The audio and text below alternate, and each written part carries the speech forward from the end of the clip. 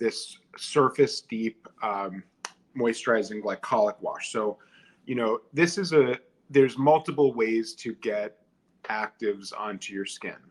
Um, Glycolic acid is a really well-known favorite among dermatologists because it is the smallest molecule of the alpha hydroxy acids. Alpha hydroxy acids are usually fruit acids, which means that they're derived from fruits. And alpha hydroxy acids gently chemically exfoliate the stratum corneum, or the very top dead layer of skin. And so if we're trying to get exfoliation of our skin in order to leave our skin looking nice and dewy and glowy and smooth, it's best to use a chemical exfoliator rather than a physical exfoliator. A physical exfoliator, hi EM Washington, a physical exfoliator will usually consists of little particles that actually kind of strip dead stratum corneum cells away, and it can do so in a very uneven way. Sometimes it can leave some irritation behind, sometimes it can be a little too harsh, whereas a chemical exfoliator does it through breaking chemical bonds between the skin cells, and this is what glycolic acid does. Now, there's multiple alpha hydroxy acids that are derived from usually botanical things.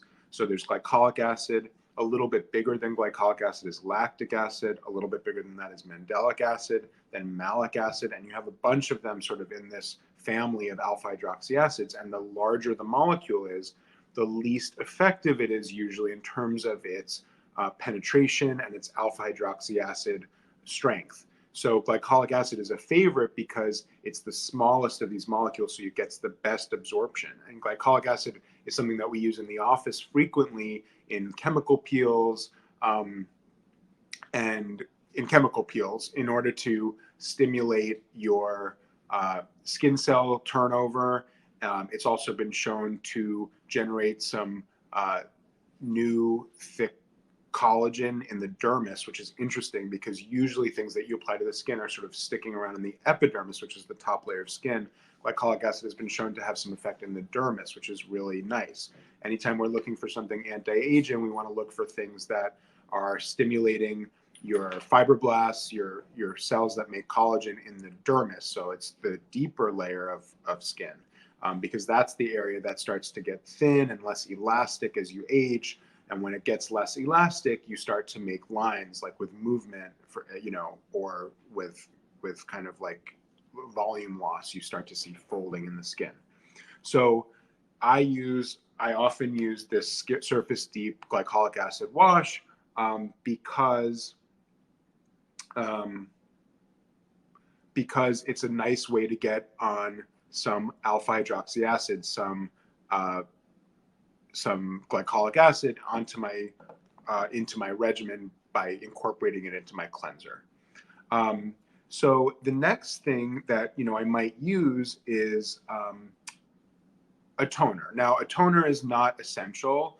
A toner used to be something that they would market like in the 50s to rebalance the skin's pH. We really don't need them for that purpose so much anymore. Most skin products these days are pH balanced for the most part. Even if they're not, the skin has a lot of mechanisms by which it can rebalance its own pH. So a toner is not necessarily important to use for that purpose, but a toner can give you a little bit of extra moisture. It's usually just water-based.